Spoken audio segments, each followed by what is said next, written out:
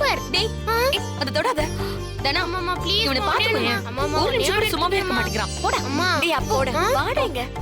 வா.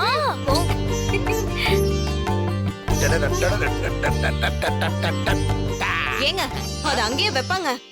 வேற எங்க வைக்கிறது? ஏங்க போன தடவை எங்க வச்சோமோ அங்கதானே வைக்கணும். பத்மா, இதை இங்க வச்சதால என்ன ஆயி போச்சு? நான் சொல்றது கொஞ்சம் புரிஞ்சுக்கோங்க. 2வது தடவை நடக்கிற நிச்சயதார்த்தம். என்ன புதுசா பேசிட்டு இருக்கீங்க? முதல்ல அதை கொண்டு வந்து வைங்க. அடடடடா, சும்மா இருக்க மாட்டீங்க. எப்ப பார்த்தாலும் சண்டை போட்டுட்டே இருக்கீங்க. இன்னைக்கு ஒரு நாளாவது கொஞ்சம் அமைதியா இருங்க. பத்மா கொஞ்சம் இங்க வா. அத்தை கூப்பிடுறாங்கல்ல, போ போ போ.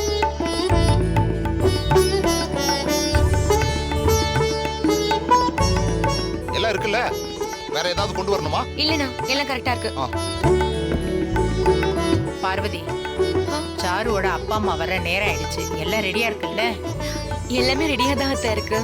எந்த குறையும் வந்துடக்கூடாதுமா, பாத்துக்கோ. அதெல்லாம் எதுவுமே வராது அத்தை. குறை சொல்ற மாதிரி இருந்தவள தான் வீட்டை விட்டு அனுப்பியாச்சே. இதுக்கப்புறம் என்ன குறை வந்துட போகுது? சரி சரி வா, வராங்களான்னு பாக்கலாம்.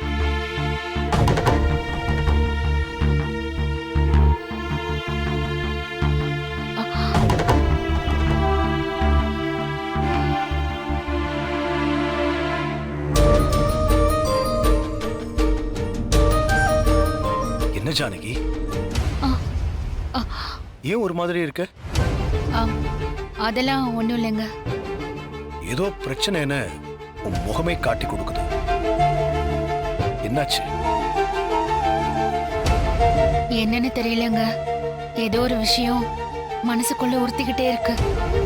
என்ன விஷயம்? என்னன்னு தெரியலங்க. இந்த நிச்சயதார்த்தம் எந்த பிரச்சனையும் இல்லாம நல்லபடியா நடந்து முடியணுமேனு ஒரே கவலையா இருக்கு. ஏன் கவலைப்படுற? எல்லாம் நல்லபடியா தான் நடக்கும். அந்த நம்பிக்கை எனக்கும் இருக்குங்க. ஆனா ஏதோ ஒண்ணு என் மனசு போட்டு உறுத்திக்கிட்டே இருக்கு. இத பாரு ஜானகி, ஒரு நல்ல காரியம் நடக்கிறப்போ மனசுல ஏதாவது கெட்டது நடந்துருமோன்னு நினைச்சு பயப்படுறது இயல்புதான். அதுக்காக அதையே நினைச்சுக்கிட்டு இருக்க கூடாது. நீங்க சொல்றது சரிதான். ஆனா மனசு அதை ஏத்துக்க மறுக்குது. நடந்ததை நினைச்சு நடக்க போற நல்லதை விட்டுறாத. எல்லாம் நல்லதாவே நடக்கும். பழசெல்லாம் நினைச்சுக்கிட்டு இருந்தா எப்பவுமே நிம்மதி இருக்காது ஜானகி. நல்லத காலம் முழுக்க நினைக்கலாம், கெட்டத அப்பவே மறந்துடு.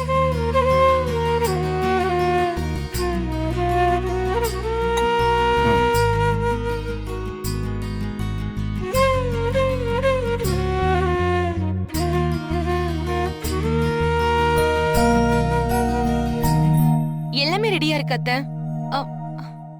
டேய் சீனு, வாடா இங்க.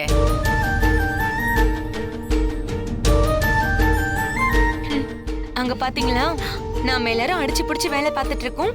மாப்பிள்ளைய பாருங்க எப்படி ஆடி அசைஞ்சு வராருன்னு. ஏய், அவன் எங்க போனான்னு உனக்கு நல்லா தெரியும்ல. அதை தெரிஞ்சுக்கிட்டே இப்படி சொல்லாமா? தெரியுங்க, நான் சும்மா சீண்டி பாக்குறேன். கல்யாணம் ஆகுற வரைக்கும் தானே இவன் இந்த மாதிரி கிண்டல் பண்ண முடியும். கல்யாணத்துக்கு அப்புறம் அவன் பொண்டாட்டி நம்மள இந்த மாதிரி பேச விடுவாளா என்ன?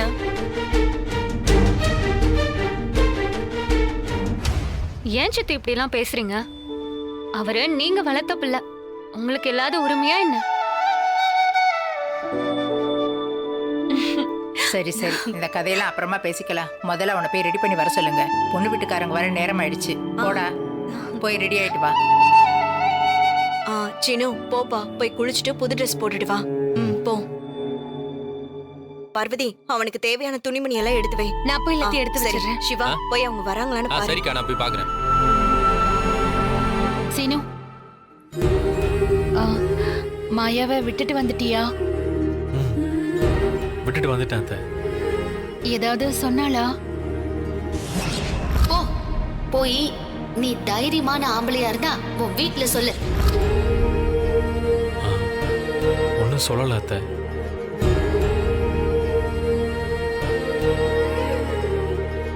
அவளை அங்க அனுப்புனது எனக்கே மனசு கஷ்டமாதான் இருக்கு. இருந்தாலும் வேற வழி இல்லையே. சரி, நீ போய் தயாராகு போ போ.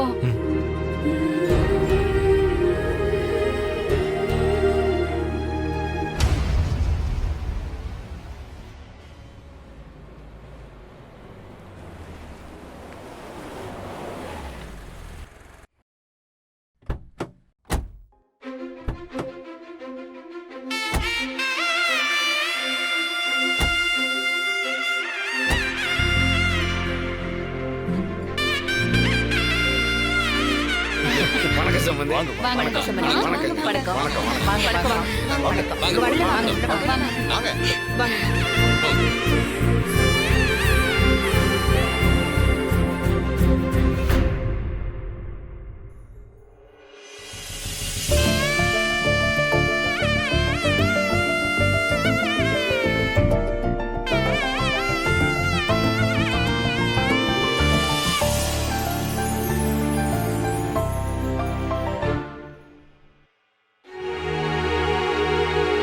அக்கா என்ன தேடிட்டு இருக்கீங்க?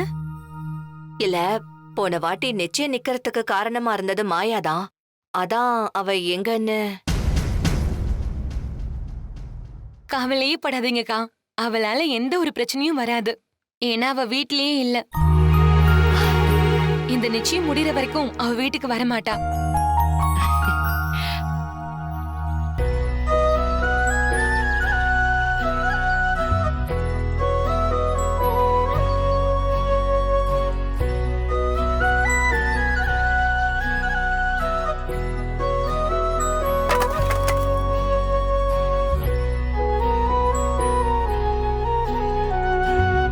மடே, ஏன் அப்படி முடங்கி போய் நின்றுகிட்டு இருக்க? அப்படியே பண்ணைய ஒரு சுத்திட்டு வர வேண்டியதானே? இன்னொரு நாள் பாக்குறேன். சரி சரி சரி. ஆமா, உன் பேரு என்னம்மா சொன்ன? நான் மறந்துட்டேன். மாயா. மாயா. நல்லா தான் இருக்கு. உன்னை கூப்பிடுறதுக்காக கேட்டேன். நான் உங்களை எப்படி கூப்பிடுறது? எல்லாரும் மாதிரி ஒத்தாசன்னே கூப்பிடு, இல்லைன்னா தாத்தான்னு கூட கூப்பிடு. இல்ல, நான் தாத்தானே கூப்பிடுறேன். நீ எப்படி வேணாலும் கூப்பிடுமா. கேட்கணும்னு நினைச்சேன், ஏன் இந்த ஊர்ல எல்லாரும் ரகுராம் பெரியப்பாவை பார்த்தா அவ்வளோ மரியாதை கொடுக்கறாங்க? அவர் சொன்னா எந்த கேள்வியுமே கேட்காம அப்படியே செய்றாங்க. என்னம்மா இது, நீயே இப்படி கேக்குற? ரகுராம் ஐயாவை பத்தி சொல்லணும்னா இந்த ஒரு நாள் இல்ல, ஒரு வாரம் கூட பத்தாது. அவ்வளோ இருக்கு சொல்றதுக்கு. சுத்துப்பட்டுல இருக்கிற ஊருக்கு மத்தியில நம்ம ஊரு மட்டும் தனிச்சு இருக்கிறதுக்கு காரணமே அந்த பெரிய மனுஷன் தான். அவருக்கு நல்லதை தவிர வேற எந்த கெட்டதும் தெரியாது. நான், என் பொண்ணு, என் பேத்தி, என் குடும்பம் எல்லாருமே நல்லா இருக்கிறோம்னா அதுக்கு அவர் தான் காரணம். இந்த மாதிரி நீ ஊருக்குள்ள போய் கேட்டா எல்லாருமே இதே தான் சொல்லுவாங்க. அவரால வாழறவங்களுக்கு கணக்கு வழக்கே கிடையாதுமா. அவர் அப்பேற்பட்ட நல்ல மனுஷம்மா. சரிம்மா, நான் போய் கொஞ்சம் விறகு எடுத்துட்டு வந்துடுறேம்மா. ம். ஆ, ஆ, தாத்தா, எதுக்காக இதெல்லாம் எடுத்துட்டு வந்து போடுறீங்க? இந்த பண்ணை வீட்டை சுத்தி தோப்பு, வயல், வாய்க்கால்னு இருக்கு. இன்னும் கொஞ்ச நேரத்துல பூச்சி, பொட்டு, கொசுன்னு எல்லாம் வர ஆரம்பிச்சிடும். உன்னால உட்காரவே முடியாது. அதான் நெருப்பை கொளுத்தி புகை மூட்டம் போட்டா அது இங்க வராது. அதுக்கு தான் நான் தயார் பண்ணிக்கிட்டு இருக்கேன். எனக்கு இதெல்லாம் பழகிடுச்சு. கடிச்சாலும் ஒன்றும் ஆகாது. ஆனா நீ வெளிநாட்டுல இருந்து வந்திருக்க, உன்னால தாங்க முடியுமா? முடியாது இல்ல. அதுக்கு தான் இந்த ஏற்பாடு. சரி, இந்த விறகெல்லாம் அள்ளிட்டு வந்து போட்டுட்டு சூடா ஒரு காபி போட்டு தரேன்.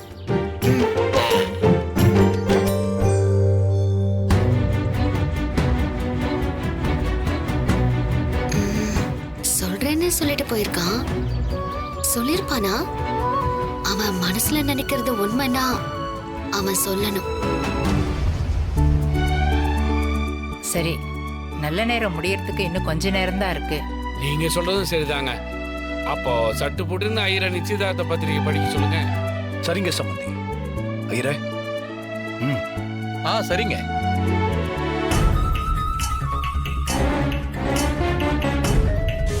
இந்த நிச்சயதார்த்தம் நீ போட்ட டிராமா மாதிரியே நிக்கதான் போகுது. நிறுத்த போறது நான் இல்ல சாரு. நீ கல்யாணம் பண்ணிக்கணும்னு கனவு கண்டுட்டு இருக்கியே சீனு, அவர் தான் நிறுத்த போறாரு. சீனுவுக்கு இந்த கல்யாணத்துல கொஞ்சம் கூட விருப்பம் இல்ல. ஏன்னா அவன் வேற ஒரு பொண்ண லவ் பண்றான். நிகழும் மங்களகரமான சோபகிருது வருடம் சித்திரை ஒரு மாதம். நிமிஷம். சாருமா என்ன?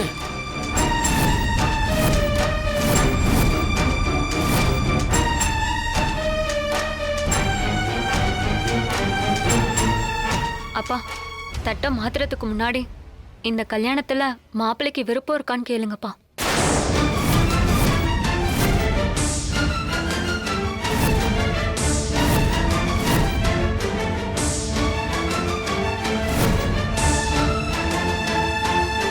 என்னம்மா என்ன இது புதுசா கேட்க சொல்ற?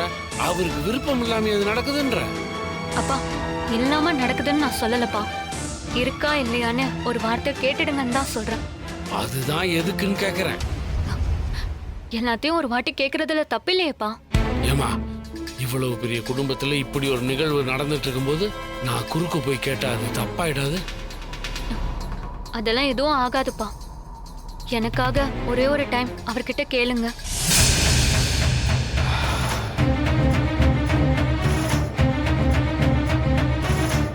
மனசுக்குள்ள ஏதோ ஒரு காரணத்தை வச்சுக்கிட்டு தான் அப்படி நீ கேட்க சொல்றேன்னு நினைக்கிறேன். உனக்காக அதையும் நான் கேட்டுறேன்.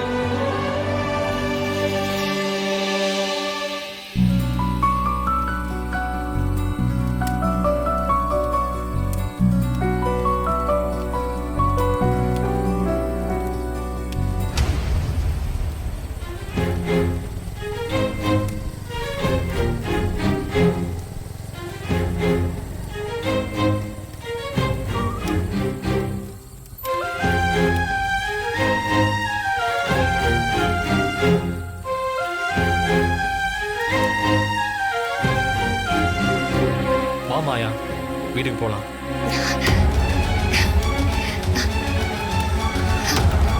ஏய் சீனு, சொன்னியா?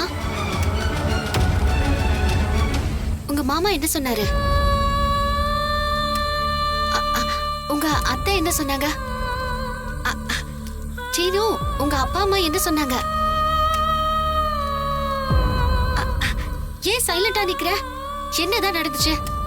சொன்னியா சொல்லலையா? சொல்லு. நீ வா, நான் சொல்றேன். நீ சொல்லாம நான் இங்க இருந்து வரமாட்டேன். என்ன நடந்துச்சு? ஏதாவது பிரச்சனையா? அட என்ன நடந்துச்சு? அத முதல்ல சொல்லு. சொல்லு சீனு.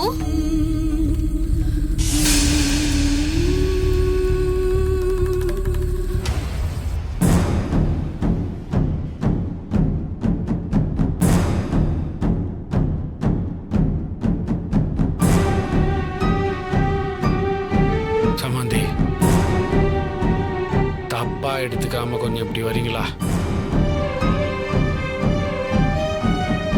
என்ன இவரு பெரியப்பாவை எதுக்கு கூப்பிடுறாரு?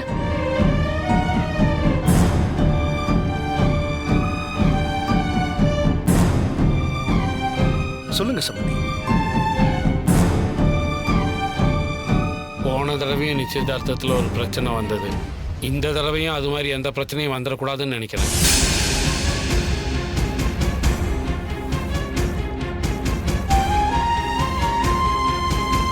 அதான் பிரச்சனை பண்றவளை வீட்டை விட்டு அனுப்பியாச்சேங்க.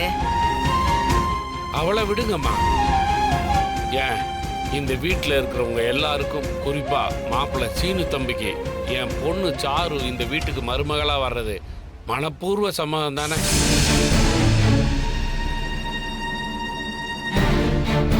இந்த வீட்டில் இருக்கிற யார் ஒருத்தருக்கு சம்மதம் இல்லைனாலும் தயவு செஞ்சு இப்பயே சொல்லிடுங்க. இந்த நிச்சயதார்த்தத்தை இப்பவே நிறுத்திடும்.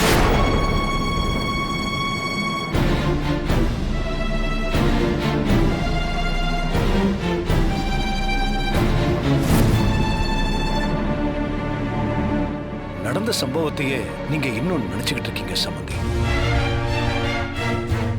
இங்க எல்லாருக்கும் சம்மதம் தான். அதுல உங்களுக்கு எந்த சந்தேகமும் வேண்டாம். நீங்க வேற எதை பத்தி யோசிக்கவும் வேண்டாம்.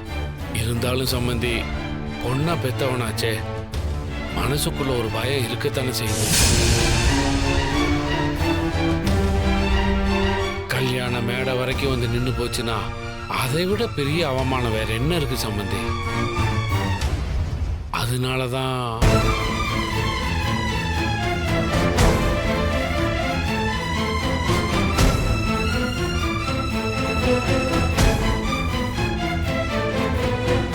என் வார்த்தை மேல உங்களுக்கு நம்பிக்கை இல்ல? அச்சோ, அப்படியெல்லாம் இல்லைங்க. சீனு, மாமா, உனக்கு சாருவை கட்டிக்க சம்மதம் தானே?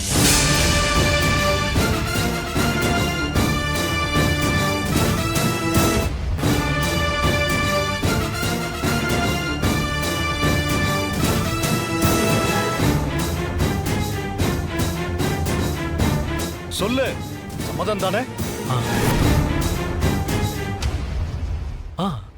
சம்மதம் மாமா.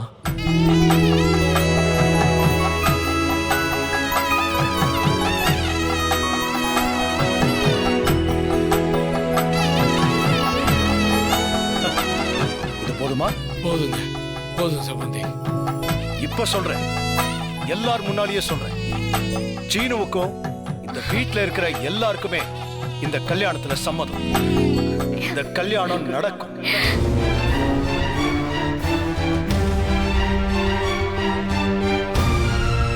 கொடுத்த வாக்க இந்த ரகுராம் மீறினது. அப்படி கல்யாணம் நடக்காம நின்னு போச்சுன்னா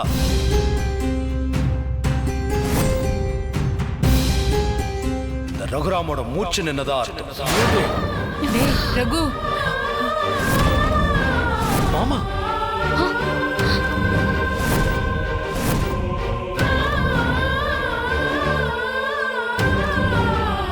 என்ன சம்மதி இது? பெரிய பெரிய வார்த்தையெல்லாம் பேசுறீங்க. நீங்க சொன்ன இந்த ஒரு வார்த்தை போதும் சம்பந்தி. இந்த ஒரு வார்த்தைக்கு மேல எனக்கு எந்த சந்தேகமும் இல்லை. இப்பவே சொல்றேன், சந்தோஷமா தட்டை மாத்திக்குவாங்க. உட்காருமா. சரிங்க.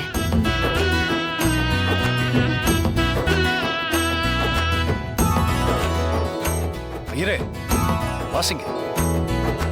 நிகழும் மங்களகரமான சோபகிருது வருடம் பங்குனி மாதம் 11ஆம் தேதி 24/3/2024 ஞாயிற்றுக்கிழமை, சதுர்த்தி திதி, ரேவதி நட்சத்திரம், அமிர்த யோகம் கூடிய சுபயோக சுபதினத்தில் திருநிறை செல்வன் சீனுவுக்கும் திருநிறை செல்வி சாருலதாவிற்கும் பெரியோர்களால் திருமணம் நடத்த நிச்சயம் செய்யப்பட்டு பத்திரிகை வாசிக்கப்படுகிறது.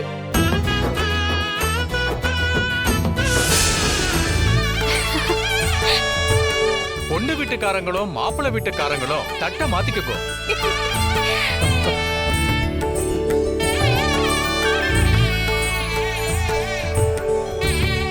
சம்பந்தி, இந்தாங்க. வாங்கிக்க. அண்ணன் கிட்ட கொடுங்க. வாங்கிக்கோங்க நீ.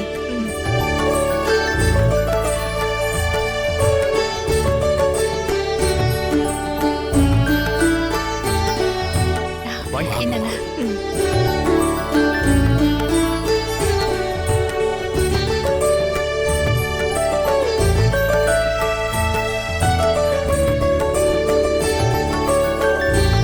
இந்தாங்க பொண்ணு மாப்பிள்ள மாலையை மாத்திக்குங்க